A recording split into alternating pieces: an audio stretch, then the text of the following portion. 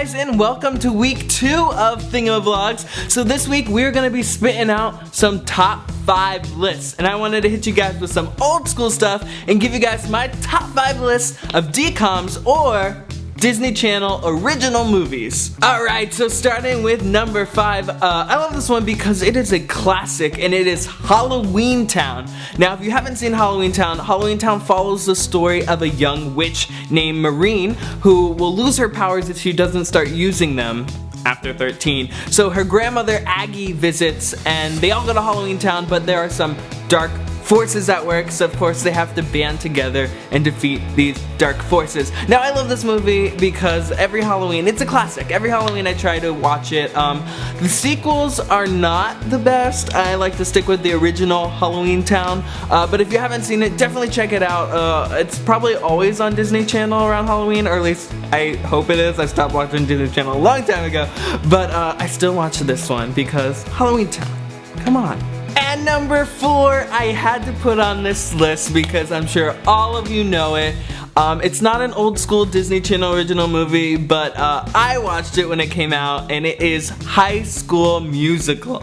Now, I'm sure all of you have heard of High School Musical. If you haven't, where have you been? I had to put High School Musical on this list for one reason, and that is Kenny Ortega.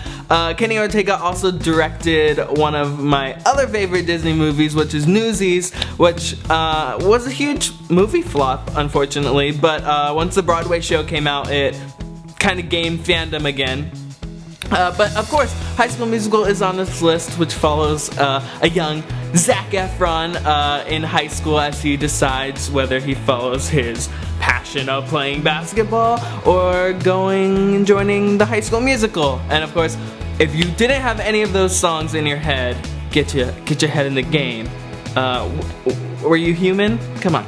And Zetus Lapidus, if you don't already know, number 3 is Xenon, Girl of the 21st Century. Now, I like this movie a lot. If you don't know, this movie follows a girl named Xenon who lives on a space station, and she gets into some sketchy behavior, so she gets exiled to Earth, and with the help of her friends, Raven Simone, otherwise known as Nebula, that's the best name ever, help her get up back to her space station home. Now, the funniest thing about this movie is the fact that it's supposed to take place in 2049, which is not that far away, so if that's predicting the future, I am okay with that. I mean, that last song, Zoom, Zoom, Zoom, make your heart go boom, boom, boom, and Supernova Girl. Ah, so good!